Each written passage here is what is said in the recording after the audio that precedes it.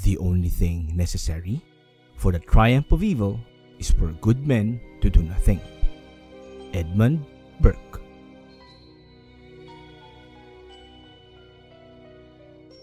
Imagine mo to, isang tao na laging mabait, maawain at may matibay na prinsipyo. Hindi siya nananakit ng kahit sino. Laging kumakampi sa hustisya at tumutulong ng walang hinihintay na kapalit. Pero paano kung paglipas ng panahon, bigla na lang siyang hindi mo na makilala? Isang taong kaya nang maging malupit, mandaraya o kahit mapanira. Ano ang nagiging dahilan ng ganitong pagbabago? Paano nagiging demonyo ang isang dating mabuting tao? Ngayon, alamin natin ang mga psychological at philosophical forces na humuhubog sa likas na ugali ng tao. Mga nakatagong mekanismo na nagtutulak sa mabubuting tao papunta sa dilim. At ang pinakahuling revelation, babaguhin ito kung paano mo tinitignan ang nature ng pagkatao magpakailanman. Hindi lang ito basta teorya. Mahalagang maunawaan natin ang prosesong ito dahil apektado tayong lahat. Baka iniisip mo na imposible kang mahulog sa ganitong klase ng kadiliman, na hindi ka madadala ng mga pwersang bumaluktot sa iba. Pero iba ang sinasabi ng kasaysayan at agham. Ang nakakakilabot na katotohanan, sa tamang sitwasyon, kahit sino, kahit gaano kabait, kahit gaano katibay ang moralidad, ay pwedeng mahulog sa pagiging isang taong kinamumuhian nila noon. Si Philip Zimbardo, ang psychologist sa likod ng sikat na Stanford Prison Experiment, ang nagpakita kung paano nagagawang gumawa ng malulupit na bagay ang mga ordinaryong tao kapag napunta sila sa isang madilim na sitwasyon. Kasama ng mga pag-aaral ni Stanley Milgram, ipinakita nila kung gaano kahina ang moralidad ng tao kaysa sa iniisip natin. At ang mas nakakagulat, karamihan ng tao, hindi man lang nila namamalayan na nagbabago na sila hanggang sa huli na ang lahat. Pero ano nga ba ang mga pwersang nagtutulak sa pagbabagong ito? Ano ang mga hindi nakikitang impluwensya na unti-unting kumakain sa kabutihan ng isang tao at pinapalitan ito ng kadiliman? Yan mismo ang ating pag-uusapan ngayon. Ang katotohanan ay maaaring hindi komportable. Minsan nakakagulat pa. Pero kailangan natin itong harapin dahil tanging sa pag-unawa sa prosesong ito natin maiiwasan na mangyari ito sa atin at sa mga tao sa paligid natin. Maraming factors tayo pag-uusapan dito at bawat isa mas mapanlin lang kesa sa nauna. Ang unang factor, dahan-dahang pagguho ng moralidad. Hindi ito nangyayari ng biglaan. Nagsisimula ito sa maliliit na kompromiso, mga palusot at munting pagtataksil sa sariling prinsipyo. Isang tao ang maaaring mag-isip na maliit na bagay lang naman ito, hindi naman big deal. Pero kapag natawid na ang unang linya, nagiging mas madali nang lampasan ang susunod. Ito ang tinatawag na slippery slope effect. Isang mabuting tao ang maaaring magsimulang gumawa ng maliliit na exception sa kanyang moralidad. Pagsinungaling para protektahan ang iba, pagbaluktot ng patakaran para sa mabuting layunin, o pangangatwiran sa maling gawain dahil sa pangangailangan. Sa una, mukhang walang masama, pero habang tumatagal, binabago nito ang pagkatao ng isang tao. Ang dating hindi katanggap-tanggap, nagiging normal. At kapag dumating ang puntong iyon, mas bumibilis ang pagbagsak.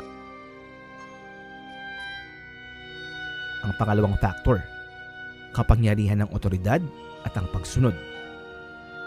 Isa sa pinakanakakatakot na psychological experiments ay ginawa ni Stanley Milgram noong 1960s. Dito, inutusan ng mga participants na kuryentehin ang ibang tao dahil lang sinabi ito ng isang taong may authority. Ang resulta, karamihan sa kanila ay nagpatuloy sa pagpapahirap kahit pa naniniwala silang nagdudulot sila ng seryosong pinsala sa iba. Ano ang pinapakita nito? Pinapakita nito na kahit ang mabubuting tao sa tamang kondisyon ay maaaring maging kasangkapan ng pananakit. Hindi dahil gusto lang nilang malakit, kundi dahil sa pakiramdam nilang kailangan nilang sumunod. Dahil sa utos, dahil sa pressure, o dahil sa takot sa posibleng kahihinatnan. Sinasabi nila sa sarili nila na wala akong choice. At sa ganitong paraan, dahan-dahan nilang isinusuko ang kanilang moralidad. Ang pangatlong factor, ang lakas ng group identity at dehumanization. Kapag masyadong nakakapit ang isang tao sa isang grupo, maging ito man ay political, religious, social, or ideological, madalas nilang tignan ang mga hindi kasali bilang ibang klaseng tao. At kapag nangyari ito, nagkakaroon ng delikadong mentality. Kami, laban sa kanila. Kung titignan ng kasaysayan, napakaraming beses nang nangyari ito. Maraming ordinaryong tao ang nadala sa paggawa ng karumal-dumal na gawain dahil lang naniniwala silang ang kanilang kaaway ay hindi karapat-dapat kaawaan. Ito ang tinatawag na dehumanization.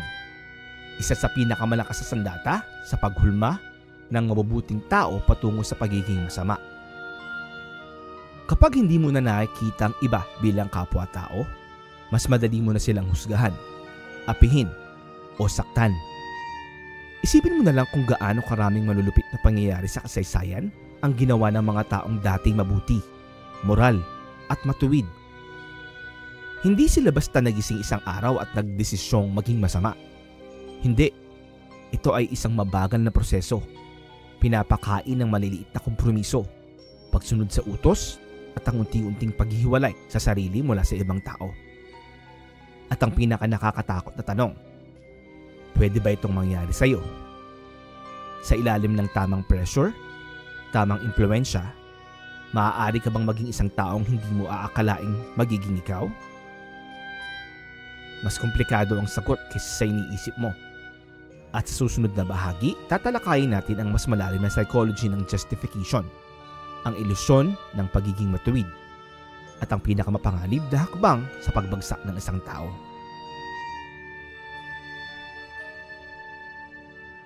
Isa sa pinakamapanganib na aspeto ng pagbabagong ito ay self-justification, o yung kakayahan ng tao na bigyang katwiran ng sarili nilang maling gawain.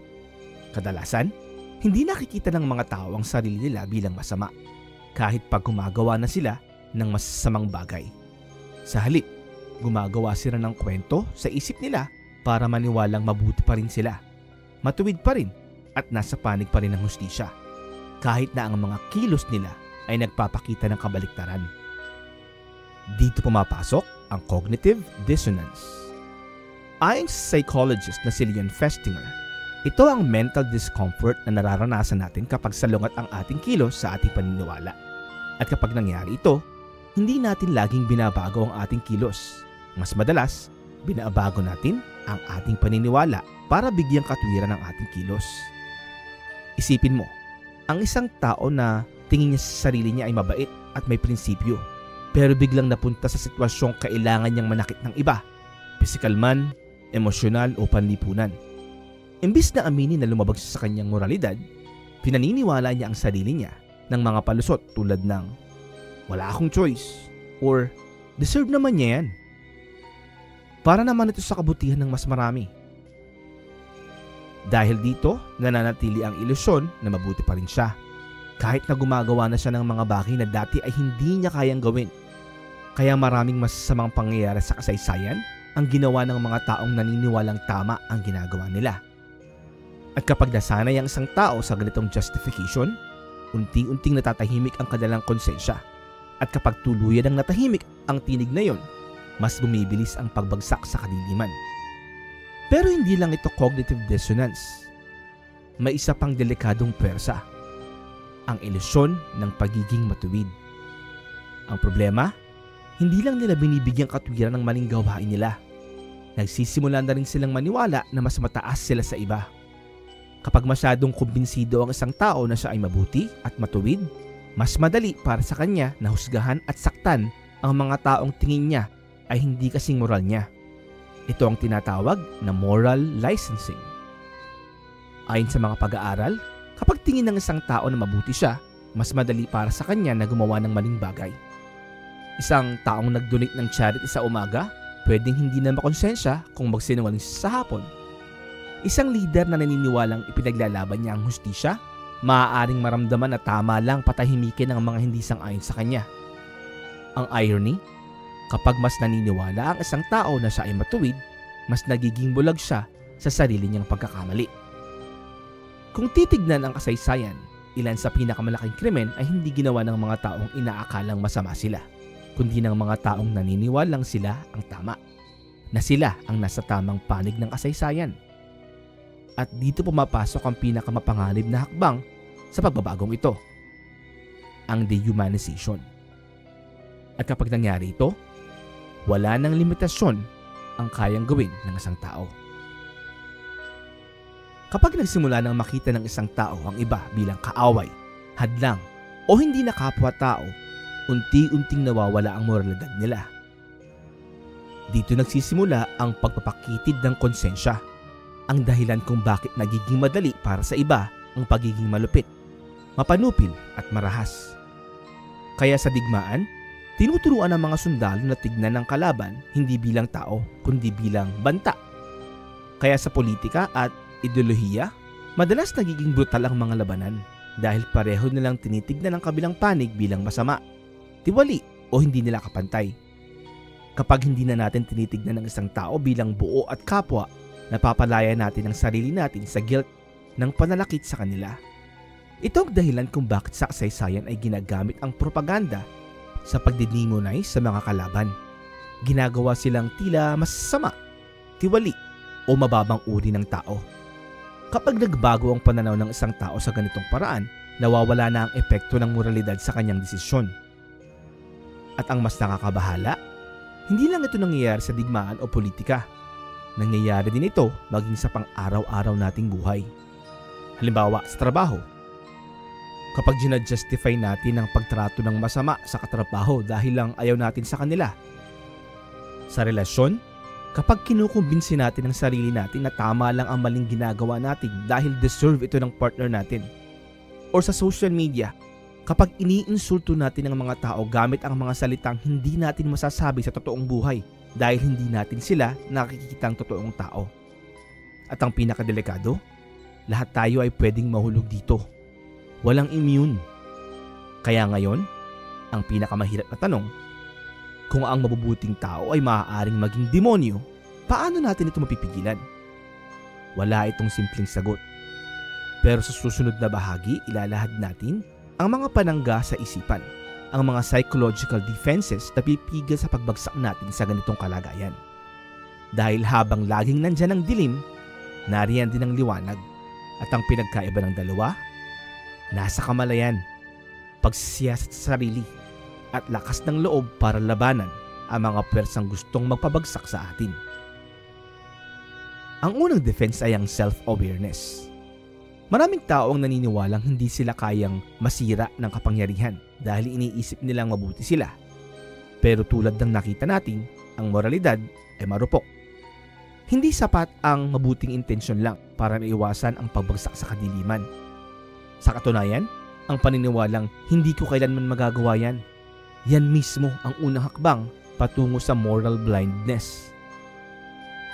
Ano ba ang tunay na self-awareness? Ito ay ang pagkilala na lahat tayo may kakayahang magkamali at gumawa ng masama. Ito ay ang pag-unawa na sa tamang sitwasyon, sa tamang pressure, kahit tayo ay maaaring maligaw. Hindi ito madaling tanggapin pero kailangan. Dahil kung hindi natin aaminin ang kahinaan natin, paano natin ito poprotektahan? Now, paano naman natin palalakasin ang self-awareness? Sa pamamagitan ng reflection at ng pagninilay sa ating kilos, motibo at dahilan.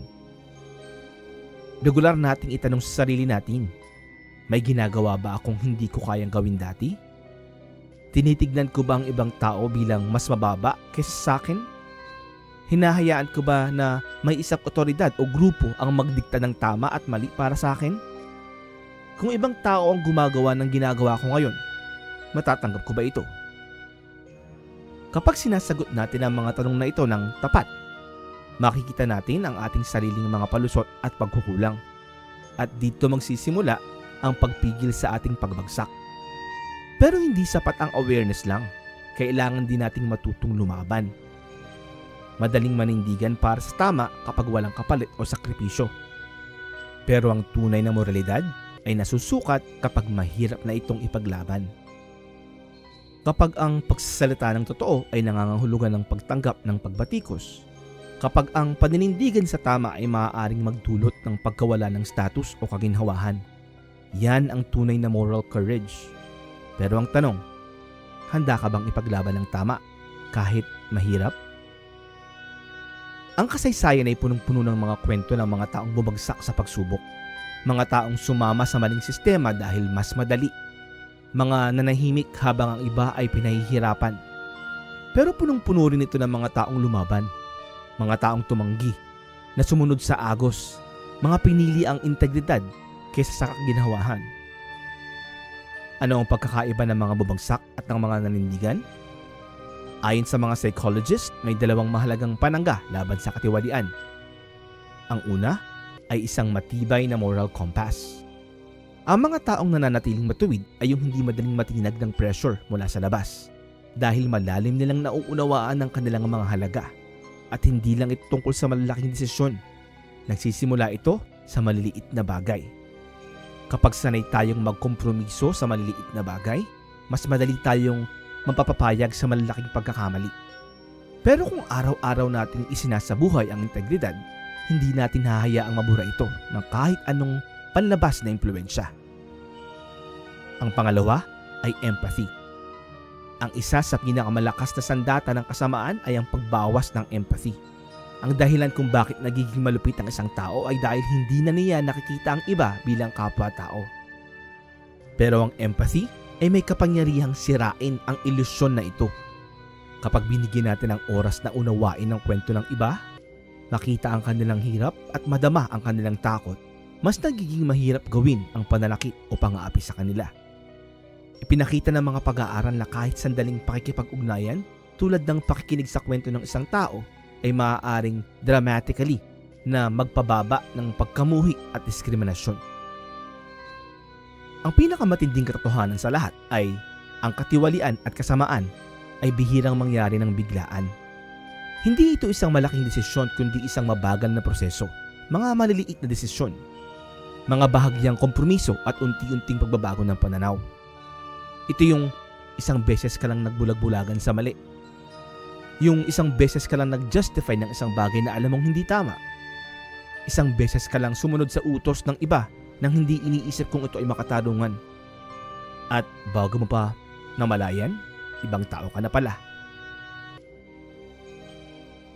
May isang nakakatakot na katotohanan na nagpapaliwanag kung bakit ang mabubuting tao ay nagiging demonyo o masama.